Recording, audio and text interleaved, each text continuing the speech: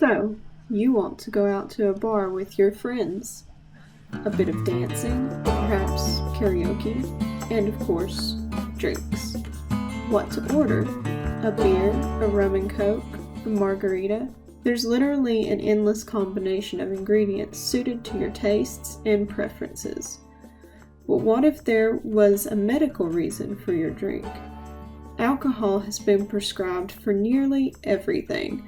Roundworms, headache, fever, kidney stones, epilepsy, stomach ailments, infections, cholesterol, flu, circulation, scurvy, aging, malaria, and others. This was so commonplace that alcoholic drinks were rationed to prisoners and in the army to the soldiers. Nothing like a party while hiking to your death. This was particularly common in India, Africa, and South America, leading to the classic drink, gin and tonic. Tonic truly was a tonic, and typically it is not in your classy beverage today.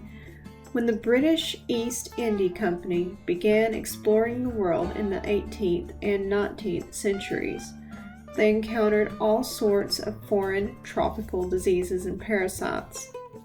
Fair play, if you ask me, seeing as they traded for plague, measles, and smallpox in return. But the British needed to keep their coffers full, and it didn't do to bankroll soldiers only to have them drop dead on arrival. Luckily, the most fortuitous discovery of the 17th century was about to take place. In the early 1600s, Jesuit missionaries scattered throughout South America, spreading religion and educating the natives. Some groups even went so far as to wage war on their residents' behalfs against the slave traders.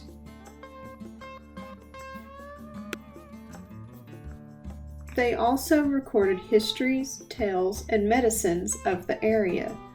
One tale reads that a man was so afflicted with fever, muscle aches, chills, headaches, nausea, and diarrhea that he became lost in the jungle, all classic symptoms of malaria. He came upon a jungle pool with a tree in the water. He drank and passed out on the bank. When he woke, he felt great, absolutely wonderful. Upon examination of the tree, he believed it was this bark steeping in the pool that had caused his miracle. He took this bark and it was used to treat fevers in South America. The natives called it the quina tree.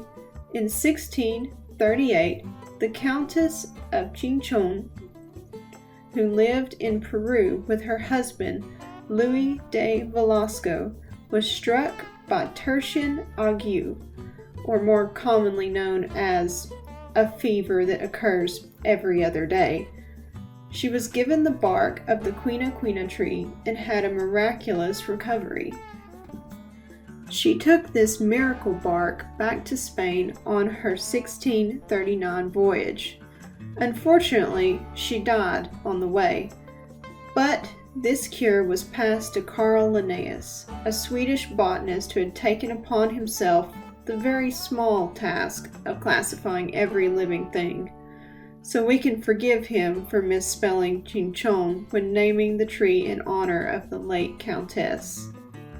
The ground bark contained quinine and was used throughout Spain and the colonies until 1820, when Pierre-Joseph Pelletier and Joseph Caventou isolated quinine from the bark and created a soluble powder that, when mixed with water, created a bitter drink. Thus, the tonic in the gin and tonic was born. But what about the gin? You see, soldiers began dying due to quinine overdoses. So what better to mix with your tonic than another tonic? Gin was drank in the Middle Ages as an herbal remedy. It's made from juniper berries through steeping and distillation. First, ethanol from a botanical origin is used to draw the oils and flavors from the berries and spices added to the drink. It is then distilled, collected, and watered down to the needed proof.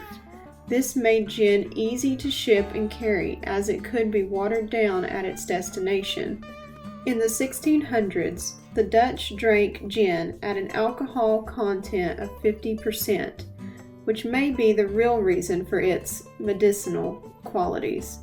It was declared the official Dutch drink and became even more popular when William III, a Dutchman, became King of England and reduced taxes on distillation, making it a drink of the poor.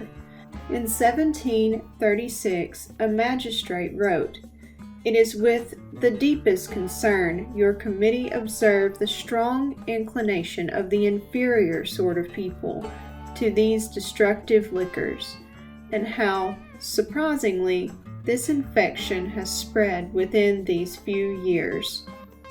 The British passed laws requiring licenses to distill gin at £50 each, which would be $11,126.49 today, to be paid annually. Only 2 were ever sold. This led to illegal distilleries and informants running rampant throughout the country, which became a major health crisis, as the illegal distilleries were putting almost anything they wanted to in their gin, leading to some gin being laced with turpentine for the sweet signature flavor of death. By 1743, British citizens were drinking 2.2 gallons per person per year of gin, and the officials thought it best to loosen restrictions. This made gin distillation cheaper and easier for the common man. In the 19th century, soldiers in India were delivered a quinine powder and gin ration. I assume that one soldier, while sitting around the campfire, thought perhaps that the powder was bitter and the gin was sweet, so why not mix the two? And I assume that all the other soldiers agreed, because it was the official drink of the British soldiers by 1930. Today, your gin may not be laced with turpentine, and your tonic is probably straight soda water, but it's still a refreshing drink at the end of the day. Thanks for watching.